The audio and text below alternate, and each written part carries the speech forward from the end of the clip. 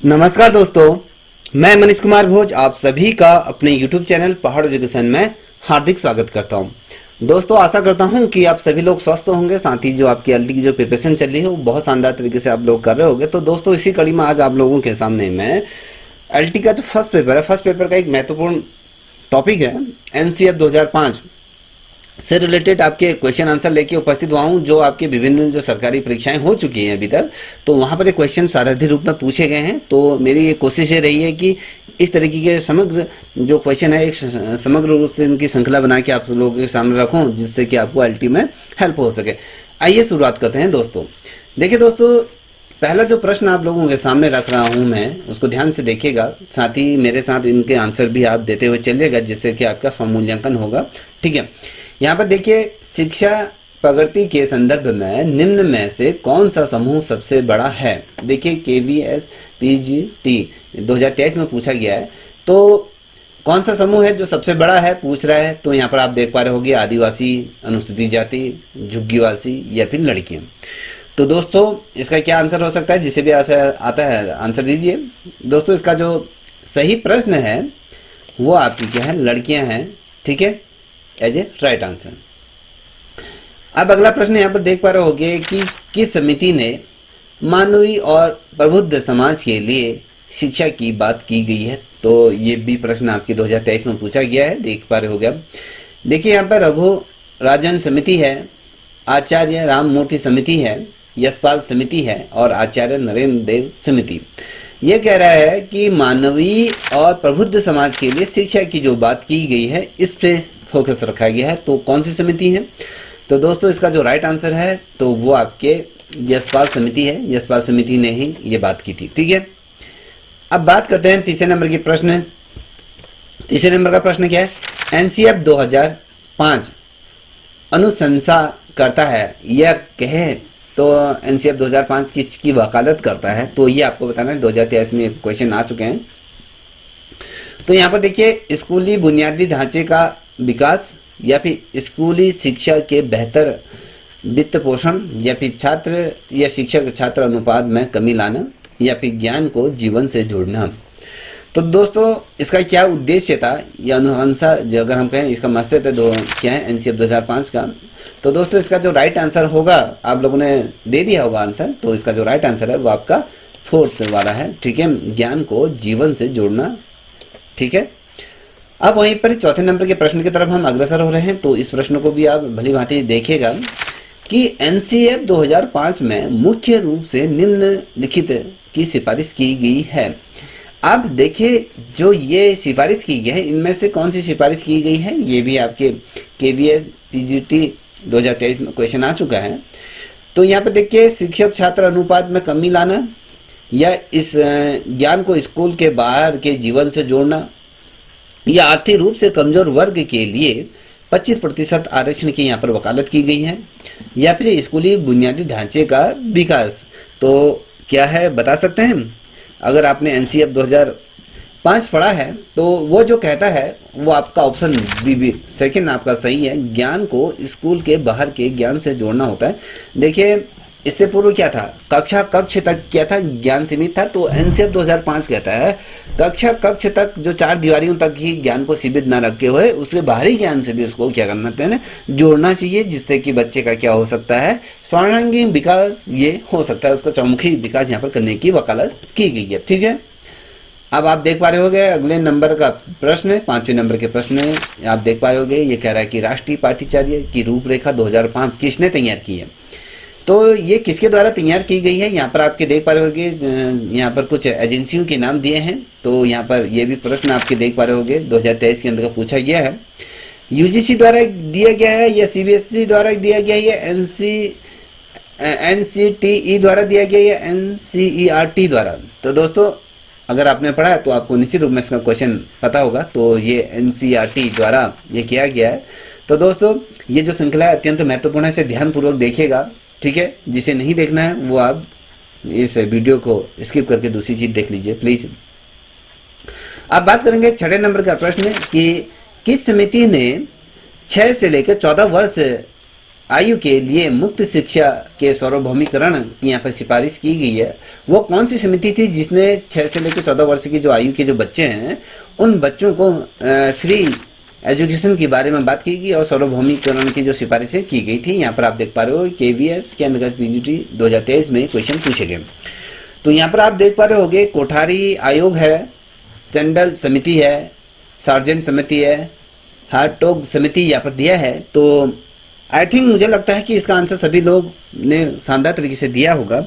तो दोस्तों छठे नंबर का जो प्रश्न है वो आपका क्या है, ए कोठारी आयोग की सिफारिश की गई थी जो 6 से लेकर 14 वर्ष के बच्चों को मुक्त शिक्षा सार्वभौमिकरण की सिफारिश की गई थी।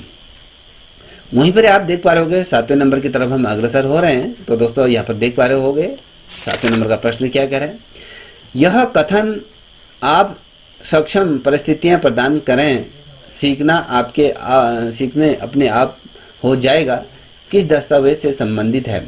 ठीक है, ऐसी परिस्थितियों की बात करें, ऐसी परिस्थितियां प्रदान करें, सीखना अपने आप हो जाएगा, ये किस दस्तावेज से संबंधित है। आप यहाँ पर देख पा रहे होगे KVS में, TGT PGT में, LDCE में 2023 में क्वेश्चन पूछा गया, बेहतरीन क्वेश्चन है, नोट डाउन करिए। यहाँ पर कह रहा है NCFSE 2002-2000 में, या फिर NCF 2005 या NEP 1986 है, या फिर NEP 2020। तो किसके अंदर का कहा गया है तो बता सकते हैं।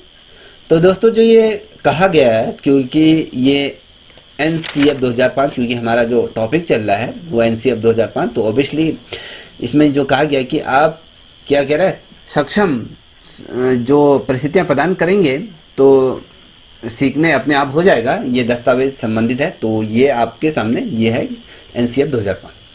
ठीक है, अब यहाँ पर आप देख पा रहे होगे 8वें नंबर का प्रश्न है कि देख पा रहे होगे संख्यात्मक अंकों की तुलना में ग्रेडिंग को प्राथमिकता दी जाती है क्योंकि।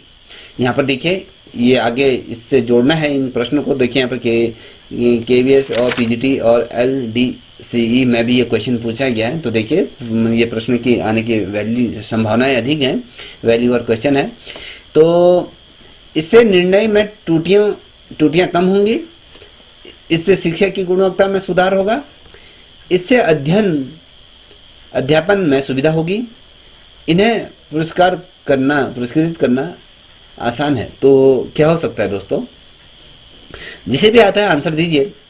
तो दोस्तों इसका जो सही उत्तर मैं आपको बताऊं तो ये जो कह रहा है संख्यात्मक अंकों की तुलना में ग्रेडिंग को प्राथमिकता दी जाएगी क्योंकि इससे अध्ययन और अध्यापन में सुविधा होगी। तो ऑप्शन क्या है, तीसरा इसका राइट है। ठीक है, अब बढ़ेंगे अगले प्रश्न की तरफ। 9वें नंबर का प्रश्न आप अपने यहाँ पर देख पा रहे होंगे।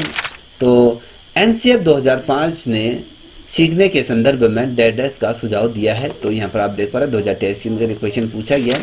ठीक है, तो यहाँ पर खेल शिक्षा या शिक्षा केंद्र से बालक केंद्रित, या फिर व्यक्ति की आत्मनिर्भरता और गरिमा, या समावेशी शिक्षा। तो किस चीज पे बल दिया गया है, NCF किस चीज पे बल देने की बात करता है, ये आप ये संदर्भ में सुझाव दिया है। सुझाव क्या दिया है दोस्तों, इसके अंतर्गत जो कहा गया है शिक्षा केंद्रित से बाल केंद्रित तक की हम बात करते हैं, बाल केंद्रित तक। तो इसका राइट आंसर है आपका सेकंड वाला। ठीक है, अब बात करेंगे 10वें नंबर का प्रश्न। आप देख पा रहे होंगे यह कह रहा है NCF 2005 बात की क्या करें, NCF 2005 डैश पर केंद्रित है। ये किस पर केंद्रित है, 2023 में क्वेश्चन पूछा गया आपके सामने। यहाँ पर देख पा रहे होंगे योग्य शिक्षकों की भर्ती करना, बिना बोझ के सीखना, स्कूल के जो माहौल को बेहतर बनाने के लिए, या फिर खेल शिक्षा को बढ़ावा देना। तो बता सकते हैं क्या हो सकता है इसका आंसर। मुझे लगता है कि अनुमान सभी को उसका क्वेश्चन आता होगा। ठीक है, इसका जो राइट आंसर है दोस्तों, तो ये कह रहा है NCF 2005 बिना बोझ के सीखना। ठीक है, यहाँ पर केंद्रित है। ऑप्शन आपका क्या है, सेकंड वाला क्या है, सही है। ठीक है दोस्तों, अगर आपको दोस्तों ये वीडियो अच्छी लग रही हो तो प्लीज़ आपसे रिक्वेस्ट है कि इस चैनल को भी सब्सक्राइब करें, साथ ही कमेंट भी करें आपको कैसी लग रही है वीडियो। ठीक है, तो इसी प्रकार की श्रृंखलाएं मैं आपके सामने प्रस्तुत करता रहूँगा। ये देखिए 11 नंबर का प्रश्न है कि पाठ्यक्रम विकास के प्रति जीवन केंद्रित दृष्टिकोण निम्न लिखित सिद्धांतों की अनदेखी करता है। देखिए केवीएस के अंदर पूछा गया है, जो यहाँ पर आप देख पा रहे होगे, तो यहाँ पर जानना सीखना या करना सीखना, एक साथ रहना सीखना या फिर समस्याओं को हल करना। तो क्या हो सकता है 11वें नंबर का प्रश्न का आंसर क्या हो सकता है? देखिए कह रहा है कि जो पाठ्यक्रम विकास के प्रति जीवन केंद्रित दृष्टिकोण निम्नलिखित सिद्धांतों की अनदेखी करता है। जो करता है दोस्तों, इसका जो सही उत्तर होगा तो ये एक साथ रहना सीखना। ठीक है, ये इसका राइट आंसर है। अब बात करेंगे अगले प्रश्न की। तो यहाँ पर आप देख पा रहे होंगे 12वें नंबर का प्रश्न है कि पाठ्यक्रम का नवीनतम विचार यह है कि क्या पाठ्यक्रम में शैक्षिक सह पाठ्यचर्या और पाठ्योत्तर गतिविधियां शामिल हैं, या फिर कहें पाठ्यक्रम में पाठ्योत्तर गतिविधियां शामिल नहीं हैं, या फिर पाठ्यक्रम में सह पाठ्यचर्या और जो पाठ्योत्तर जो दोनों गतिविधियां शामिल नहीं हैं, या कहें जो पाठ्यक्रम में बाह्य परीक्षाएं सम्मिलित नहीं हैं। तो दोस्तों 12वें का क्या आंसर हो सकता है? जिसे भी आता है आंसर दीजिए। तो दोस्तों इसका जो राइट आंसर होगा, मुझे लगता है अनुमान आप लोगों ने इसका आंसर दे दिया होगा। तो इसका जो राइट आंसर है ऑप्शन ए। क्या कह रहा है? पाठ्यक्रम में शैक्षिक और सह पाठ्य और साथ ही पाठ्योत्तर गतिविधियां शामिल हैं। ठीक है, अब बढ़ते हैं 13वें नंबर के प्रश्न की तरफ हम अग्रसर हो रहे हैं। तो यहाँ पर आप देख पा रहे हो 13वें नंबर का प्रश्न है। ये कह रहा है कि निम्न में से कौन सा बाल केंद्रित दृष्टिकोण में पाठ्यचर्या विकास के लिए मुख्य बिंदु नहीं है? अब मुख्य बिंदु नहीं है ये बोल रहा है। यहाँ पर आप देख पा रहे होगे दोस्तों, ये कह रहा है कि विषय वस्तु का चयन निर्धारित करता है, प्राथमिकताएं निर्धारित करता है, या दो या क्या छात्रों की क्षमताओं और पृष्ठभूमि का अध्ययन। तीसरा है विषय वस्तु सीखने के लिए जो विधियां हैं वो रणनीतियों का निर्धारण करना, या फिर चौथा निगरानी मूल्यांकन और आकलन की जो प्रतिक्रियाओं का निर्धारण करना। तो क्या हो सकता है इसका सही आंसर? जिसे भी आता है आंसर दीजिए। ठीक है दोस्तों, तो इसका जो राइट आंसर है वो आपका क्या है? ऑप्शन सेकंड, छात्रों की क्षमताओं और पृष्ठभूमि का अध्ययन, इसका राइट आंसर है। तो दोस्तों अगर आप लोगों को इसकी जो पीडीएफ अगर यदि चाहिए, तो जो भी अभी टेस्ट करा चुका हूँ, तो अगर उनकी पीडीएफ अगर आपको चाहिए तो आप जो टेलीग्राम में जाकर पहाड़ एजुकेशन करके सर्च कीजिएगा, तो वहाँ पर आपको ये तमाम चीज़ें आपको मिल जाएंगी। तो मैं ये वाला जो पीडीएफ है उधर इसको अपलोड कर दूंगा, तो वहाँ से भी आप इसको ले सकते हैं। ठीक है, तो आइए 14 नंबर के प्रश्न की तरफ देखते हैं। तो 14 नंबर का प्रश्न क्या कह रहा है? यह कह रहा है कि आवश्यक विषयों, कौशल और क्षमताओं के एकीकरण पर किसने जोर दिया, ये आपको बताना है।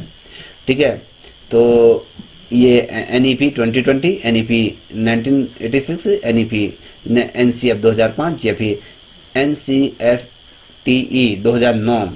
ठीक है, तो क्या है इसका? तो दोस्तों इसका जो राइट आंसर है NCF 2005, क्योंकि हमारी जो श्रृंखला चल रही है बेसिकली NCF 2005 से रिलेटेड प्रश्न चल रहे हैं, तो इसी पर याद है।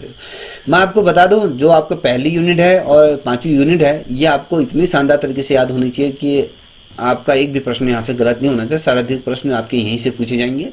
ठीक है, अब बढ़ते हैं अगले प्रश्न की तरफ। 15 नंबर का प्रश्न आप यहाँ पर अपने स्क्रीन पर देख पा रहे होंगे। तो ये क्या कह रहा है? प्रारंभिक बाल्य अवस्था देखभाल और शिक्षा NCPFECCE के लिए राष्ट्रीय पाठ्यचर्या और शैक्षणिक ढांचे को क्या है डिजाइन करने की अपेक्षा किससे की जा सकती है? ये आपको PRT के अंतर्गत पूछा गया है, तो देख पा रहे होंगे। तो यहाँ पर क्या कर रहा है? SCERT या NCERT या CIET या फिर RCI। तो क्या हो सकता है इसका? देखिए 15 नंबर का प्रश्न है, तो इसका जो राइट आंसर होगा तो NCERT द्वारा ये किया गया। ठीक, 16 नंबर का प्रश्न है। 16 नंबर के प्रश्न को आप देख पा रहे होंगे दोस्तों। तो 16 नंबर का प्रश्न क्या कर रहा है? निम्न में से किसे अपनी रिपोर्ट तैयार करने के लिए रूस और अमेरिका से विशेषज्ञों को आमंत्रित किया? तो देखिए इस तरीके से क्वेश्चन पूछे जाएंगे। अभी तक जो आपने एनसीएफ पढ़ा था तो उसमें नॉर्मली क्वेश्चन आपने देखे होंगे, तो जो वास्तविक जो क्वेश्चन बनते हैं, जो जिनकी रूपरेखा जो तैयार होती है, तो इस प्रकार से क्वेश्चन पूछे जाते हैं। आप देख पा रहे होंगे पीआरटी के अंतर्गत 2023 में पूछा गया, तो वेरी मोस्ट इंपॉर्टेंट क्वेश्चन है, तो इनको नोट डाउन करते हुए चलेगा। तो यहाँ पर दिए है विश्वविद्यालय शिक्षा आयोग 1948 में, या मुद्यालय आयोग 1952 से 53 के आसपास, या कोठारी आयोग 1964 से 66, या फिर एनईपी 1986। तो बता सकते हैं क्या हो सकता है इसका राइट आंसर? 16 नंबर का क्वेश्चन है। तो दोस्तों इसका जो राइट आंसर है, जिसे कहें हमें रूस और अमेरिका के विशेषज्ञों को आमंत्रित किया गया था, तो वो आपके एनईपी 1986 में ये किया गया था। तो आई थिंक आप लोगों को समझ में आ रहा होगा। ठीक है, अपना क्वेश्चन मिलान करते हुए चलिएगा। तो आप 17 नंबर का प्रश्न आप देख पा रहे होंगे। 17 नंबर का प्रश्न क्या कह रहा है? प्राथमिक कक्षाओं को पढ़ाने के लिए आप निम्न में से किस प्रकार के पाठ्यक्रम की सिफारिश करेंगे? ठीक है, ये केवी एस पीआरटी के अंतर्गत, पीआरटी देखिए पीजीटी की नहीं है, पीआरटी के अंतर्गत 2023 में क्वेश्चन पूछा गया है। तो एकीकृत पाठ्यक्रम या विषय केंद्रित पाठ्यक्रम या मुख्य पाठ्यक्रम या कैश पाठ्यक्रम, तो बता सकते हैं किस पे ये है आधारित, ये सिफारिश करेंगे। हम कह रहे हैं कि प्राथमिक कक्षाओं को पढ़ाने के लिए निम्नलिखित में से किस प्रकार के पाठ्यक्रम की सिफारिश करेंगे। तो बताइए किस प्रकार के पाठ्यक्रम की सिफारिश करेंगे। अभी तक तो आपको क्वेश्चन ऐसे ही देखने को मिल रहे होंगे। अब आपके सामने जो वास्तव में जो क्वेश्चन होते हैं, तो ये इस प्रकार के क्वेश्चन होते हैं। तो ये इसका जो राइट आंसर है वो एकीकृत पाठ्यक्रम की यहाँ पर सिफारिश करेंगे। ठीक है, तो दोस्तों अपने दोस्तों को भी शेयर कीजिएगा। तो यहाँ पर आप देख पा रहे होंगे 18 नंबर का प्रश्न, एकीकृत पाठ्यक्रम की अवधारणा का तात्पर्य है कि, ये क्या कह रहा है? पीआरटी 2023 में पूछेगा अवधारणा क्या है। तो यहाँ पर भौतिकी और गणित एक साथ पढ़ाएं, या फिर विशेष विषयों को पढ़ाने का प्रयास ना करें, या किसी विषय के साथ सभी विषय आधारित पहलुओं को एक साथ एक ही समय पढ़ाया जाए, या फिर ज्ञान कौशल और दृष्टिकोण एक साथ सिखाएं। तो दोस्तों हो क्या सकता है इसका आंसर? तो दीजिए, कमेंट कीजिए, शर्माने की बात नहीं है। इससे मूर्ख दर्शक तो मत बनिए प्लीज, आपसे रिक्वेस्ट है, क्योंकि यदि आपने इस बार का अल्टी का सिलेक्शन ले लिया, तो आपके जो माँ बापू ने जो अपना सपना देखे थे, कहीं ना कहीं उसे पूरा करने में आप अपना सहयोग दोगे। और आपका भी सपना है, क्योंकि ये बेरोजगारी एक डाइन के रूप में है जो आज के युवाओं को हमारे खा जा रही है, जिससे कि युवाओं आज बर्बादी के कगार में। तो दोस्तों मैं यही रिक्वेस्ट करूंगा कि इस बार आप लोगों का सिलेक्शन हो। ये परमपिता परमेश्वर से भी रिक्वेस्ट करूंगा कि जो बच्चा पढ़ रहा है उसके साथ अन्याय ना हो। तो दोस्तों इसका जो राइट आंसर क्या हो सकता है?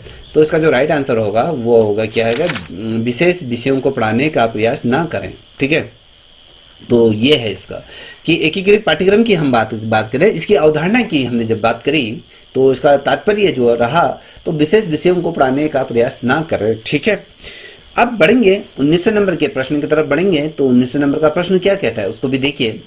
ये कह रहा है कि किसी दस्तावेज में स्कूल स्तर पर केवल पाठ्य पुस्तकों के अलावा रोचक पुस्तकों के प्रयोग और पढ़ाने को विकसित करने और लोकप्रिय बनाने की बात कही गई थी। तो ये आप देख पा रहे पीआरटी 2023 के अंतर्गत इसका जिक्र किया है। तो आपने क्वेश्चन देख चुके होंगे, आप भी पढ़ चुके होंगे। यहाँ पर दिया है कोठारी आयोग, एनईपी 1986, यो एनसीएफ 2005 या एनईपी 2020। तो यहाँ पर ये बात की गई है कि भैया कि किसी दस्तावेज में स्कूल स्तर पर केवल पाठ्य पुस्तकों के अलावा रोचक पुस्तकों के प्रयोग और पढ़ाने के विकसित करने के लिए लोकप्रिय बनाने की बात की गई है। तो दोस्तों ये बहुत अच्छा प्रश्न है जो ये बात की गई है एनसीएफ 2005 के अंतर्गत इसका जिक्र किया गया है। ठीक है, अब देखिए 20वें नंबर का प्रश्न है। 20वें नंबर का प्रश्न क्या कहता है, तो इसको भी थोड़ा सा ध्यान केंद्रित करके सुनिएगा। देखिए किस दस्तावेज ने स्कूल स्तर पर कार्य अनुभव को अनिवार्य गतिविधि के रूप में पेश किया।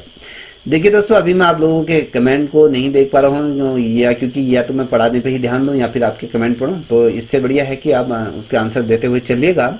मैं आप लोगों का जो कमेंट है उसके जो आप आंसर दे रहे हैं तो उसका मैं अवश्य रिप्लाई करूँगा। तो अभी हमारा जो फोकस है, क्योंकि उस पर हम ध्यान केंद्रित करेंगे, क्योंकि जो कमेंट कर रहे हैं तो उस पर हम अभी नहीं करेंगे, क्योंकि उससे क्या होगा, हमारा जो रिदम है वो टूटेगा। तो किस दस्तावेज ने स्कूल स्तर पर कार्य अनुभव को अनिवार्य गतिविधि के रूप में पेश किया। तो यहाँ पर आप देख पा रहे हो KVS PART दो, अगर बात करें 2023 में क्वेश्चन पूछा गया है। तो ये जो है कोठारी आयोग, आचार्य राममूर्ति समिति या यशपाल समिति या NCF 2005। चलिए आंसर दीजिए। देखिए इसका जो राइट आंसर है वो आपका NCF 2005। तो बेसिकली हम जो बात कर रहे हैं NCF पे ही तो बात कर रहे हैं, तो ऑब्वियसली यही है। इसमें जो कहा गया है कि दस्तावेज ने स्कूल स्तर पर कार्य और अनुभव जो अनिवार्य गतिविधियों के रूप में पेश किया है, तो NCF 2005 ने किया। वहीं पर अगले प्रश्न की तरफ हम अग्रसर हों तो यहाँ पर आप देख पा रहे होंगे 21वें नंबर का प्रश्न कि NCF 2005 मुख्य रूप से निम्नलिखित पर केंद्रित था। किस पर केंद्रित था? PRT के अंतर्गत पूछा गया है 2023 में, आप देख पा रहे होंगे। तो ये कह रहा है कि गतिविधि केंद्रित शिक्षा है, या ज्ञान को जीवन से जोड़ना है, या AV एड से आधारित शिक्षण पर, या फिर ICT का प्रयोग। तो दोस्तों बता सकते हैं इसका प्रश्न का उत्तर क्या हो सकता है? तो दोस्तों इसका जो मेन उद्देश्य था, ऊपर भी एक क्वेश्चन आ चुका था, शायद अगर आपने ध्यान दिया हो तो इसी तरह के क्वेश्चन आ गया था कि इसको है कि ज्ञान को जीवन से जोड़ना। ठीक है, ये है। अब अगला प्रश्न है कि यहाँ पर आप देख पा रहे होंगे 23वें नंबर का प्रश्न, इससे रिलेटेड प्रश्न ऊपर भी आ चुका था, अगर आपने ध्यान रखा होगा तो संबंधित था। तो यहाँ पर कह रहा है कि पाठ्यचर्या का बोझ कम करने के बाद भी आलोचनात्मक सोच को बढ़ाया जा सकता है, यह विचार किस दस्तावेज में व्यक्त किया गया है? तो PRT 2023 में पूछा गया है। तो यहाँ पर आप देख पा रहे कि कह क्या रहा है। पहले क्वेश्चन को समझने की कोशिश कीजिए, तत्परता मत कीजिए। यहाँ पर क्वेश्चन गलत भी हो जाएंगे चलेगा, और परीक्षा हॉल में आपसे यह अनुरोध रहेगा कि वहाँ पर एक भी क्वेश्चन आपका गलत ना हो, क्योंकि एक क्वेश्चन गलत होने से भविष्य अधर्म लटक जाता है। तो पाठ्यक्रम का बोझ कम करने के बाद भी आलोचनात्मक सोच को बढ़ाया जा सकता है, यह विचार किस दस्तावेज द्वारा व्यक्त किया जाता है? तो NEP 1986 से NEP 1968 या NCFTE 2009 या NCF 2005। ऑब्वियसली मुझे लगता है कि सभी इसका आंसर देने में सक्षम होंगे। तो यहाँ पर आप देख पा रहे होंगे ये प्रश्न जो है चौथा नंबर का प्रश्न NCF 2005 इसका बिल्कुल सही उत्तर है। अब बढ़ेंगे 23वें नंबर के प्रश्न की तरफ। ये कह रहा है कि किसने सुझाव दिया कि लड़कियों को 10वीं तक विज्ञान और मास अनिवार्य रूप से पढ़ाया जाना चाहिए? हमने किसकी बात करें? जो लड़कियां हैं बेसिकली उनको 10वीं कक्षा तक आपके विज्ञान और मास अनिवार्य रूप से पढ़ाया जाना चाहिए कह रहा है। तो यहाँ पर NEP 2020, NEP 1986 में, या कोठारी आयोग ने NCF 2005। तो किसने कहा? तो ऑब्वियसली हम जो जिक्र कर रहे हैं NCF 2005 इसका जो राइट आंसर है। आप लोग अपना आंसर को मिलाते हुए चलिएगा, इससे क्या होगा आपका स्वमूल्यांकन होगा, और इससे क्या होगा, इससे आपको पता चलेगा कि मेरे कितने प्रश्न सही हो रहे हैं। ठीक है, अब बढ़ते हैं आगे को। यहाँ पर देख पा रहे होगे 24वें नंबर का प्रश्न है कि निम्न में से किसने देश में नवोदय विद्यालय खोलने की सिफारिश की थी? देखिए ये प्रश्न आपका जो टॉपिक है, टॉपिक से रिलेटेड ही प्रश्न रखें, तो आउट ऑफ सिलेबस तो क्वेश्चन मैंने रखे नहीं है। तो KVS PRT 2023 में पूछा गया है, NEP 1986 या NCF 2005 या POA 1992 या फिर NEP जो 1968 है, जो पहली शिक्षा नीति है उसमें पूछा गया। ठीक है, या द्वितीय शिक्षा नीति में, या फिर संशोधन जो हुआ था वो, या NCF 2005 में। तो क्या हो सकता है इसका आंसर? देखिए दोस्तों इसका जो राइट आंसर है, तो आपको मैं बता दूं ये NEP 1986 इसका क्या है राइट आंसर है। यहाँ पर ये वकालत की गई थी कि देश में नवोदय विद्यालय खोलने की यहाँ पर सिफारिश इसके द्वारा की गई थी, तो याद रखिएगा। ठीक है, अब यहाँ पर देख पा रहे होगे ये कह रहा है कि NCF 2005 का डैश भाषा अनुवाद किया गया है। देखिए यहाँ पर ये देख पा रहे होगे 2019-20 में क्वेश्चन पूछा गया है। ठीक है, तो यहाँ पर आप देख पा रहे 10 दिया है, 12 दिया है, 18 दिया है, 22 दिया है। तो कितने भाषाओं में अनुवाद किया गया है? तो बताइए दोस्तों, मुझे लगता है कि यहाँ पर आप फंस हो गए। जिसे भी आता होगा बेहतरीन आंसर यहाँ पर आप लोग दे रहे होगे, जो नहीं दे रहा है तो क्या कर सकते हैं, आपकी सोच ही इस निम्न दर्जे की है जो आंसर देना ही आप उचित नहीं समझते हैं, क्योंकि हाथ में पेन होता है ना टाइप करने में, इसलिए। तो इसका जो राइट आंसर है वो आपकी क्या क्या है, 22 भाषाओं में अनुवाद किया गया है एनसीएफ 2005 का। तो यह देखिएगा, यहाँ पे देख पा रहे होंगे 26वें नंबर का प्रश्न है, राष्ट्रीय पाठ्यचर्या रूपरेखा 2005 के अनुसार बच्चों आगे क्या शिक्षक द्वारा दी गई सामग्री के निष्क्रिय प्राप्त करता है, या उसके पास अपनी शिक्षा को विनियमित करने की क्षमता नहीं है, लिखकर याद करने में सबसे अच्छा सीख सकते हैं, तो या फिर ज्ञान के निर्माण में सक्रिय भूमिका निभाएं। तो क्या हो सकता है 26 का, बताइए दोस्तों। तो जो एनसीएफ 2005 के अनुसार अगर हम बच्चों को अगर बात करें तो वो क्या है, आपका 4th नंबर का राइट है, ज्ञान के निर्माण में सक्रिय भूमिका निभाएं। तो ये आप देख पा रहे हो कि 2019-20 में क्वेश्चन पूछा गया। अब आगे बढ़ते हैं, यहाँ पर देख पा रहे होंगे कि 27वें नंबर का प्रश्न है कि एनसीएफ 2005 के अनुसार त्रुटियां महत्वपूर्ण हैं क्योंकि वे 2022 में क्वेश्चन पूछा गया है, ये देख पा रहे होंगे। छात्रों को उत्तीर्ण और अनुत्तीर्ण के समूह में वर्गीकृत करने में एक महत्वपूर्ण उपकरण है। शिक्षकों को बच्चों को डांटने का एक तरीका प्रदान करें, या बच्चों की सोच में अंतर्दृष्टि प्रदान करें और समाधान की पहचान करने में मदद करें। कुछ बच्चों को यह कक्षा के बाहर निकालने के लिए जगह उपलब्ध कराएं। तो बेसिकली क्या हो सकता है इसका क्वेश्चन आंसर, बताइए, जिसे भी आता है। शानदार प्रश्न है। तो यहाँ पर अगर आपने एनसीएफ 2005 पढ़ा तो आसानी से इसका आंसर दे दोगे। तो यहाँ पर त्रुटियां महत्वपूर्ण क्यों है वे आपको बताना है। तो दोस्तों इसकी जो राइट आंसर है आप लोग दे चुके होंगे, जो नहीं दे रहा तो हम कर कह सकते हैं ना, बस हमारा आप पे है ना, आपके माँ बाप का आप पे है ना, आपका शरीर पर आपका नियंत्रण है। ठीक है, बुरा लग रहा होगा आपको। बेसिकली यहाँ पर जो राइट आंसर है वो तीसरा है। ये कह रहा है कि ये त्रुटियां महत्वपूर्ण हैं क्योंकि वे बच्चों की सोच में अंतर्दृष्टि प्रदान करें और समाधान की पहचान करने में मदद करें। तो बेसिकली इसका तीसरे नंबर का प्रश्न सही है। तो दोस्तों बेसिकली आप को लग रहा है कि कटु वचन बोल रहा है, ये कटु वचन इसलिए बोल रहा हूँ क्योंकि आप अधिक से अधिक मेहनत करें, तो ये मेरा मेन उद्देश्य है, अन्यथा मुझे आपसे कोई वो नहीं है। तो आप लोग देख पा रहे होंगे हर कोई जो भी पढ़ा रहा होगा तो वो इस तरीके से बात नहीं कर रहा होगा, क्योंकि उसे अपने चीज़ों को मद्देनजर रखना है, क्योंकि उनका जो कैरियर है वो यूट्यूब पे ही है, क्योंकि हम सक्षम हैं। तो इसलिए हम आपको समझा रहे हैं कि आज की तिथि में क्या चीज़ें महत्वपूर्ण होती हैं। तो प्रश्न कहीं पर भी अगर मॉक टेस्ट होता है वहाँ पर मॉक टेस्ट दीजिए, शर्माइए मत।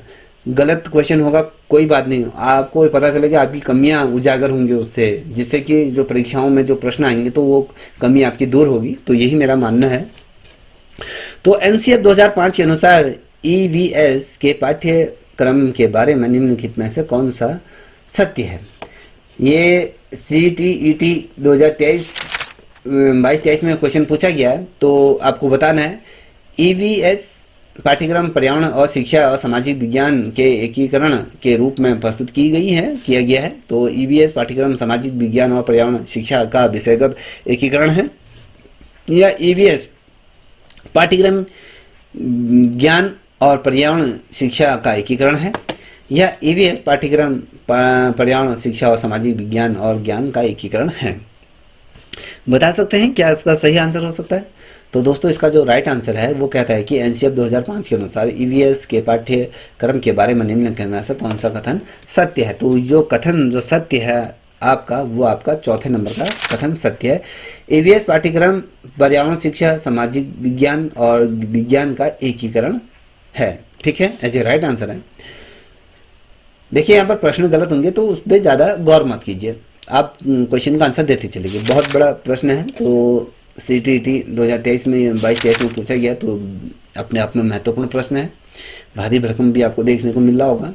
तो राष्ट्रीय पाठ्यचर्या रूपरेखा 2005 के अनुसार पाठ्यचर्या रूपरेखा में गणित का स्थान 2 चिंताओं पर आधारित है। हम यहाँ पर बेसिकली गणित शिक्षा पर बात करेंगे। तो गणित शिक्षा का स्थान 2 चिंताओं पर आधारित है, तो उसको बताइए। तो ये कहता है कि पहला है कि गणित शिक्षा प्रत्येक छात्र के मस्तिष्क को संलग्न करने के लिए क्या कर सकती है और तथा छात्रों के संसाधनों को कैसे मजबूत कर सकती है। दूसरा है कि गणित शिक्षा प्रत्येक बच्चे के संचार कौशल को बेहतर बनाने के लिए क्या कर सकती है तथा यह उन्हें रोजगार योग्य कैसे बना सकती है। तीसरा है कि गणित शिक्षा बच्चों की पढ़ाई छोड़ने की दर को नियंत्रण करने के लिए क्या कर सकती है तथा यह उनके अंकों में किस प्रकार सुधार ला सकती है। चौथा है आपका गणित शिक्षा छात्रों में ओलंपियाड के लिए तैयार करने में क्या कर सकती है। यह उच्च शिक्षा में कक्षाओं में सही विषय चुनने में कैसे मदद कर सकती है। तो ये 4 ऑप्शन मैंने आपके सामने रखे हैं। तो समय ले लीजिए, मैं आपको समय दूंगा और इसका आंसर दीजिए। ठीक है, बड़ा प्रश्न है तो आप इसको एक बार पुनः अध्ययन कर लिए, फिर मैं उसका आंसर दूंगा।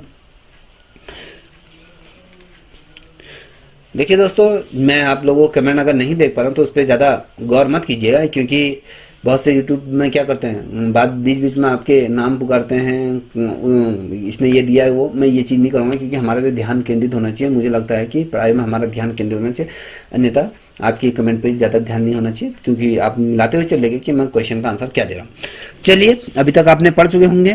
तो 29 का जो सही उत्तर है, तो इसका जो सही उत्तर है वो ऑप्शन ए।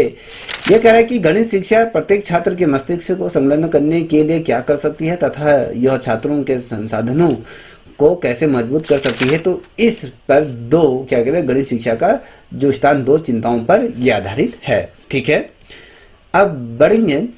ये रीट 2023 में क्वेश्चन पूछा गया। यहाँ पर आप देख पा रहे होंगे कि एनसीएफ 2005 के अनुसार अगर हम देखें, ध्यान में सुनिएगा, मेरे साथ पढ़ते हुए भी चलिएगा। अब पहला है कि स्कूल में गणित पढ़ाने का संकीर्ण उद्देश्य संख्यात्मक से संबंधित कौशल विकसित करना है, जबकि उच्च उद्देश्य समस्या समाधान कौशल विकसित करना है। या फिर स्कूल में गणित पढ़ाने में संकीर्ण उद्देश्य अंक गणित पढ़ाना, जबकि उच्च उद्देश्य क्या है, आपकी बीजगणित पढ़ाना है। वहीं पर ही तीसरे नंबर का प्रश्न देख पा रहे होंगे। ये कह रहा है कि स्कूल में गणित पढ़ाने का संकीर्ण उद्देश्य संख्या प्रणाली पढ़ाना है, जबकि उच्च उद्देश्य गणित बीजगणित पढ़ाना है। या स्कूल में गणित पढ़ाने में संकीर्ण उद्देश्य गणना सीखना, जबकि उच्च उद्देश्य माप सीखना है। तो देखिए दोस्तों, ये 2 यहाँ पर आप देख पा रहे होंगे, दूसरा, तीसरा, चौथा आपको दिखाई दे रहा होगा, तो इसको पढ़ लीजिए। वहीं पर मैं आपको पहला प्रश्न भी उत्तर दिखा देता हूँ। देखिए, पहला है, दूसरा है, तो इसका क्या हो सकता है, चलिए बताइए।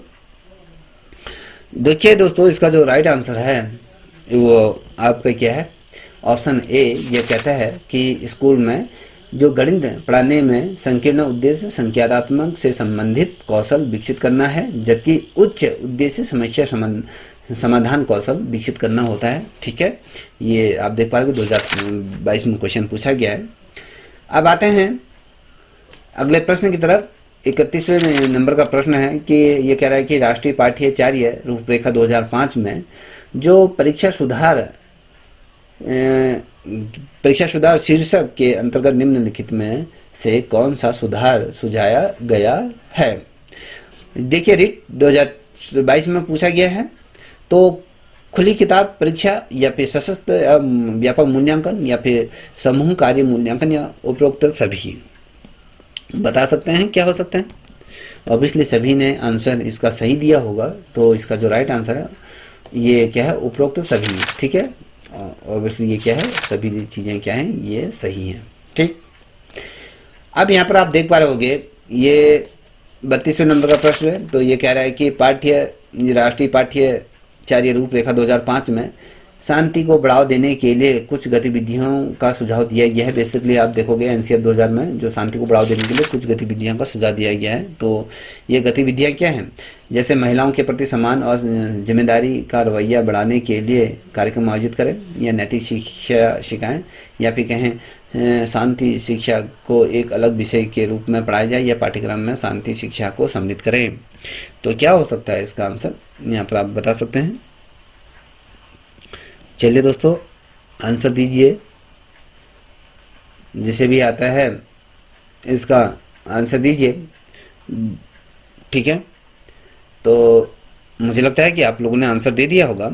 इसका जो राइट आंसर है वो कहता है कि इसका मेन उद्देश्य ही है कि शांति को बढ़ावा देने के लिए कहता है महिलाओं के प्रति सम्मान और जिम्मेदारी का रवैया बढ़ाने के लिए कार्यक्रम आयोजित करें। ठीक है, अब बढ़ते हैं आपके अगले प्रश्न की तरफ। यहाँ पर आप देख पा रहे होगे मैंने कुछ प्रश्न यहाँ पर छूट चुके थे मेरे से, तो उसको मैंने नहीं लिख पाया। तो यहाँ पर आप देख पा रहे सीधे 35वें नंबर का प्रश्न है। 32 से सीधे आप 35 पे आ जाइएगा।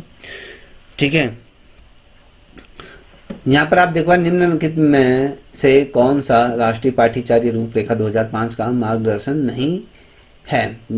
ये यूपी टीजीटी के अंतर्गत पूछा गया है, तो 2021-22 में क्वेश्चन आ चुका है। तो यहाँ पर आप देख पा रहे हो कि यह कह रहा है कि ज्ञान को बाहर के ज्ञान के साथ जोड़ना है, या फिर परीक्षाओं को अधिक लचीला बनाना तथा कक्षाओं में एकीकृत करना, या रटने की जो विधि से सीखने में सुगम बनाया जाना चाहिए, या फिर चौथा है कि बच्चे के समग्र विकास के लिए पाठ्यक्रम को क्या सुदृढ़ बनाना और ना कि केवल पाठ्य पुस्तकों तक सीमित रखना।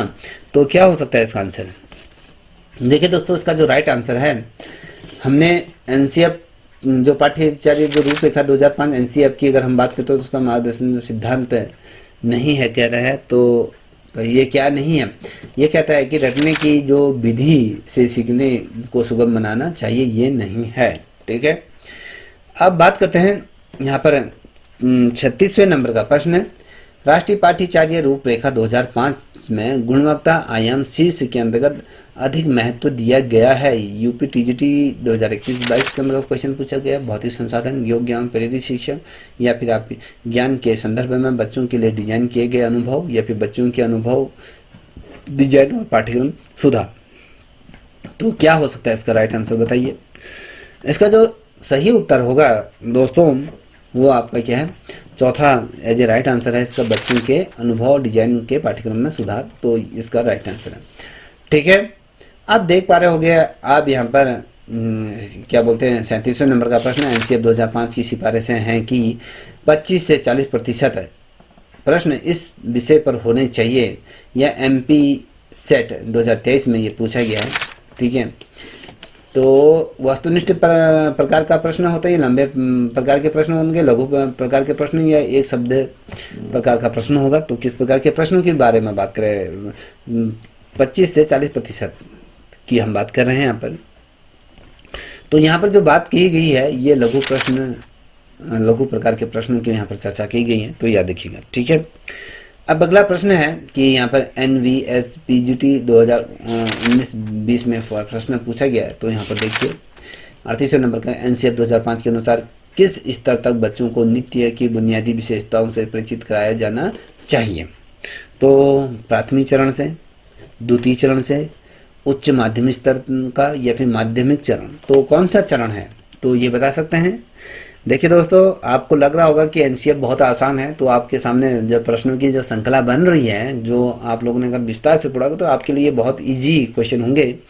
तो दोस्तों इसमें जो कहा गया है कि छात्र को नृत्य की जो बुनियादी विशेषताओं से परिचित कराना चाहिए, वो प्राथमिक चरण पर इसको कराना चाहिए। ठीक है, अब बात करेंगे 39 नंबर का प्रश्न है। ये कह रहा है कि आप देख पा रहे होंगे राष्ट्रीय पाठ्यचर्या रूपरेखा 2005 निम्न में से परीक्षा सुधार का सुझाव देती है। कौन से परीक्षा सुझाव का देती है? ये एनबीएस पीजीटी 19-20 में क्वेश्चन पूछा गया है। क्वेश्चन क्या है, पुनः दोबारा इसका रिपीट करते हैं। पाठ्यचर्या रूपरेखा 2005 निम्न में से कौन से परीक्षा सुधार का सुझाव देती है? 10वीं की जो परीक्षा है वैकल्पिक या स्कूली शिक्षा के विभिन्न चरणों में राज्य स्तरीय परीक्षा आयोजित की जानी है, या फिर प्रतियोगी प्रवेश परीक्षा वैकल्पिक है, या ये सभी। तो बता सकते हैं तो क्या हो सकता है। तो दोस्तों इसका जो राइट आंसर है वो क्या है, जल्दी से आंसर दीजिए। तो वो राइट आंसर ऑप्शन है, क्या कक्षा 10वीं की जो परीक्षा है वैकल्पिक। ठीक है, अब बढ़ेंगे 40वें नंबर के प्रश्न। यहाँ पर आप देखो 2008-18 में पीजीटी में क्वेश्चन पूछा गया है। एनसीएफ 2005 का जो प्रस्ताव है कि भूगोल इस प्रकार पढ़ाया जाना चाहिए कि 2005 में ये कहा गया है कि भूगोल को इस प्रकार से पढ़ाएं। किस प्रकार से, यहाँ पर देख पा रहे होंगे ये कह रहा है कि भारत के आर्थिक विकास में उसकी विविध भौगोलिक विशेषताओं की भूमिका को जानना, या फिर छात्रों को राष्ट्रीय आपदाओं के भारत की अर्थव्यवस्था पर पड़ने वाले विनाशकारी प्रभावों के बारे में मार्गदर्शन दिया जाता है, या फिर प्रकृति संसाधनों के अधिकतम निष्कर्ष एवं उपयोग पर ध्यान केंद्रित करना, या फिर आपके कहें पर्यावरण संबंधी चिंताओं और उसके संरक्षण संबंधी आलोचनात्मक समझ विकसित करना। तो क्या हो सकता है बताइए दोस्तों। ऑब्वियसली इन तीनों में से ही उसका आंसर है, बता सकते हैं क्या हो सकता है। सॉरी, यहाँ पर दिया है, देखिए एक ये है पर्यावरण संबंधी चिंताओं और उसके संरक्षण से संबंधी आलोचना में समझना। तो ये क्या है, यहाँ पर आप देख पा रहे 3 ये हैं, तो चौथा ये है। तो इसका क्या आंसर हो सकता है? तो इसका जो राइट आंसर है वो ही चौथा वाला है। तो ये कह रहा है कि पर्यावरण संबंधित चिंताओं और उसके संरक्षण के संबंध में आलोचनात्मक समझ विकसित करना क्या होता है 2005 में जो कहा गया, जो प्रस्ताव रखा गया, भूगोल को इस प्रकार से पढ़ाना चाहिए। अब यहाँ पर देख पा रहे होंगे 41वें नंबर का प्रश्न की तरफ हम बढ़ चुके हैं। ये कह रहा है कि सामाजिक विज्ञान की शिक्षण पद्धति और साधनों के संबंध में एनसीएफ 2005 के अनुसार सामाजिक विज्ञान शिक्षण के लिए निम्नलिखित में से किसे अपनाया जाना चाहिए। पीजीटी 2018 में क्वेश्चन आ चुका है। रणनीतियाँ जो छात्र को तथ्यों को लंबे समय तक याद रखने में मदद करती है, यह मानचित्र जो सूचनाओं को शीघ्रता से याद करने की क्षमता बढ़ाते हैं, या रचनात्मक और आलोचनात्मक परिप्रेक्ष्य को बढ़ाने वाली विधियां, या फिर कहें एक ऐसा उत्पाद जिसमें बुद्धिमत्ता बढ़ाने के लिए अधिक शिक्षण सहायक सामग्री सम्मिलित हैं। तो बताइए इसका आंसर क्या हो सकता है। चलिए, आप लोग मेरे ही प्रश्नों पर डिपेंड हैं, देख तो रहे हैं मगर उसका आंसर नहीं दे रहे हैं। ये बड़ी ही विचित्र बात है। ये आप लोगों की समझ कैसी है वो उस चीज को प्रदर्शित करता है। तो इसका जो राइट आंसर है वो आपका क्या है, रचनात्मक और आलोचनात्मक परिप्रेक्ष्य को बढ़ने वाली विधियां हैं। ठीक है, अब यहाँ पर आप देख पा रहे होंगे 42वें नंबर का प्रश्न एनसीएफ 2005 में उल्लेखित गणित का लंबा आंकड़ा इंगित करता है। यहाँ पर देख पा रहे 2018 में क्वेश्चन पूछा है, गणित के खेल बनाना या फिर व्यवहारिक अनुभव प्रदान करना, या फिर एक अवधारणा पर दूसरी अवधारणा का निर्माण करना, या चुनौतीपूर्ण समस्याओं का समाधान करना। बताइए क्या हो सकता है। 42वें नंबर का ये प्रश्न है, अत्यंत महत्वपूर्ण है, अपने आप में बहुत अच्छा प्रश्न है। ये कह रहा है कि गणित का लंबा आंकड़ा इंगित करता है, किस चीज़ को इंगित करता है। यह जो इंगित करता है दोस्तों, इसका जो राइट आंसर है वो कहता है कि एक अवधारणा पर दूसरी अवधारणा का निर्माण करना ही इसका क्या है, उद्देश्य है। आप देख पा रहे होंगे आप 43 नंबर का प्रश्न है। ये आपकी दिल्ली डीएसएसबी में ये प्रश्न पूछा गया, पीआरटी 2019-20 में। अच्छा प्रश्न है, आने की 100% उम्मीद। पाठ्यचर्या रूपरेखा 2005 के अनुसार उच्च प्राथमिक स्तर पर पाठ्यक्रम में नागरिक शास्त्र को सामाजिक विज्ञान के किस शिक्षण क्षेत्र द्वारा प्रतिस्थापित किया गया है। यहाँ पर समाज और राज्य व्यवस्था, या फिर सामाजिक रणनीति, या सामाजिक और राजनीति विज्ञान, या फिर कहें राजनीति विज्ञान। तो क्या हो सकता है इसका आंसर। देखिए दोस्तों, इसका जो राइट आंसर है वो आपका क्या हो सकता है, क्या हो सकता है जल्दी बताइए। तो इसका राइट आंसर आपका 4th है, ये राजनीति विज्ञान। ठीक है, अब बात करेंगे 44 नंबर का प्रश्न। थोड़ा सा इसको ध्यान से देखिएगा क्योंकि यहाँ पर 2 ऑप्शन यहाँ पर हैं और 2 ऑप्शन नीचे हैं, तो उन पे हम बात करेंगे। यह कह रहा है कि राष्ट्रीय पाठ्यचर्या रूपरेखा 2005 के अनुसार प्राथमिक स्तर पर ईवीएस शिक्षण अधिगम के दायरे के बारे में निम्नलिखित में से कौन सा कथन सही है। तो ये डीएसएसबी में पूछा गया, पीआरटी 2019-20 में क्वेश्चन पूछा गया। तो क्वेश्चन को एक बार पुनः आपके सामने रख रहा हूँ जिससे कि आपको ये जो ऑप्शन है थोड़ा समझने में आसानी होगी। पाठ्यचर्या रूपरेखा 2005 के अनुसार प्राथमिक स्तर पर ईवीएस शिक्षण अधिगम के दायरे के बारे में निम्नलिखित में से कौन सा कथन सही है। ये कहता है कि ईवीएस शिक्षण अधिगम की वार्षिक भागीदारी के माध्यम से बच्चों की वास्तविक जीवन की स्थिति के साथ अंतःक्रिया को दिन प्रतिदिन की गतिविधियों के रूप में देखा जाता है। ईवीएस को बच्चों और उनके पर्यावरण के प्रति जागरूकता और समझ पैदा करने की आवश्यकता है। तो यहाँ पर आप देख पा रहे होंगे जो तीसरा है कि ये कहता है कि ईवीएस का उद्देश्य विद्यार्थियों को प्राकृतिक और सामाजिक वास्तविक वास्तविक जीवन की दुनिया में जीने देना है, जिससे वे उजागर करना चाहते हैं।